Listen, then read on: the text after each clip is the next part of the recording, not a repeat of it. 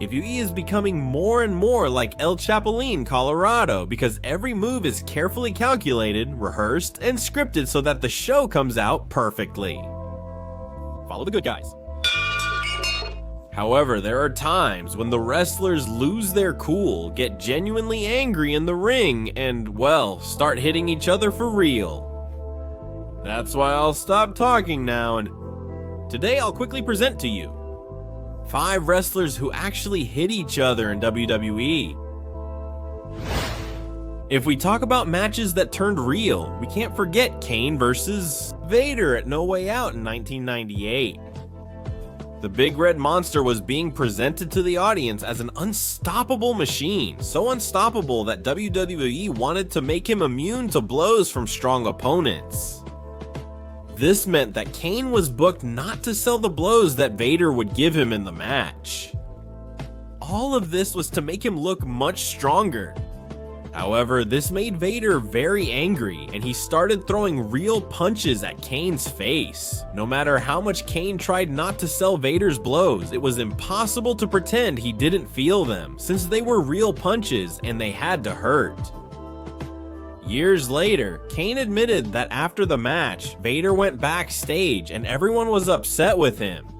But when he got to the locker room before taking a shower, Vader hugged Kane and apologized to him for this incident.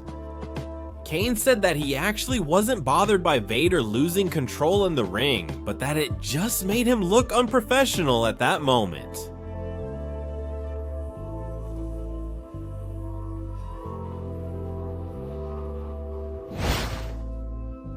The matches between Chris Benoit and William Regal were always quite physical, however on many occasions they became pretty real, causing Chris Benoit to end up chopping William Regal in the face countless times.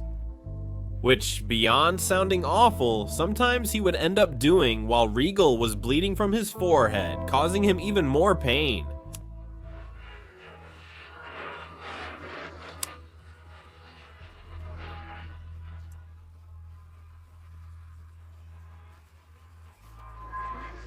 The headbutt exchanges between both of them have also become very repetitive and real. Regal has confessed that they always ended up fighting for real in the ring, but when they got back to the backstage area, they would both apologize to each other. They knew that all these real hits would happen freely, only in the ring, and that nothing would go beyond that. This just speaks to the professionalism that both of them had. They were capable of tearing each other apart in the ring, but they were always aware that it was all to put on a good show. And after all, that was the style of wrestling they had both agreed to do every time they faced each other in the ring. No matter how violent and real the match was, they knew that after the fight, apologies and respect would make everything right.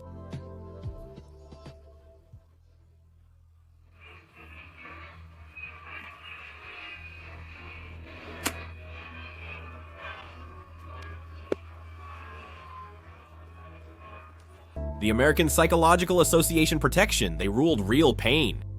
Every time they invaded a bar, they felt entitled to destroy everyone with real punches and in a very particular way. Were they really over the top? Brashoff has said that he and Farouk really enjoyed it when WWE sent them to film segments like that. They knew they had the freedom to tear everything apart in their path. And they admit that many times they abused their strength against the bar characters, who were extras.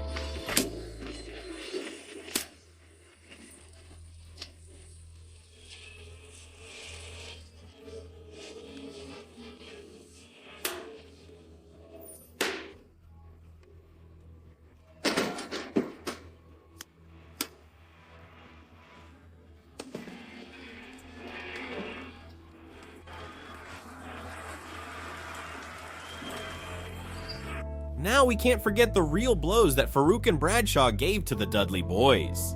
With metal drums that, by the way, were real. This has even been remembered countless times. Those years' struggles were experienced differently.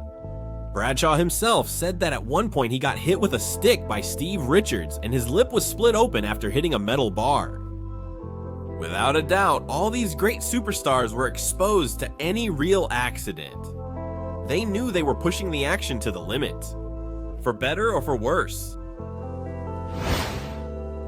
Now we jump to the defunct International Championship Wrestling to show the truly extreme matches that Mike Awesome had with Masato Tanaka.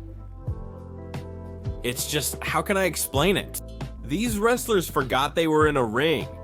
They hit each other so realistically, and if that wasn't enough, they'd send their opponent into the void by any means. They didn't care if their opponent landed safely or got hurt. They completely forgot that this was a show.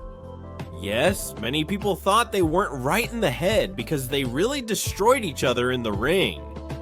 Although the fans really liked the connection that both wrestlers had, on many occasions the fans thought that something tragic could happen one day in a match between Maji and Masato. After all, they were really hurting each other. Please, just listen to how the blows sounded.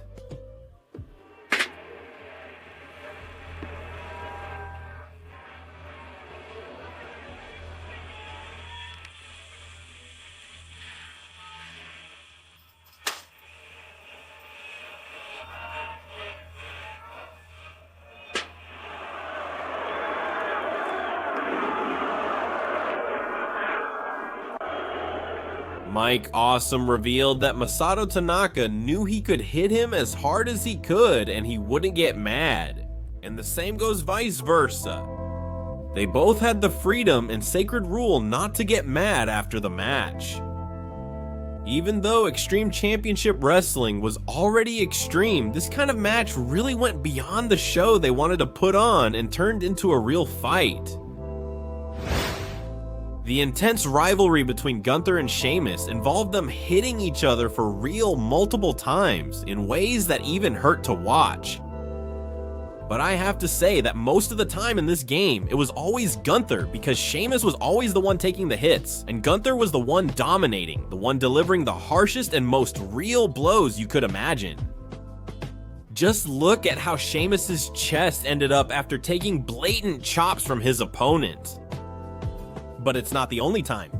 Just imagine a chop or any blow from Gunther's hand. It must be terrible and pretty painful. A round of applause for the Celtic Warrior, who had to endure all this pain just for entertainment, although obviously he also had his comebacks in some moments.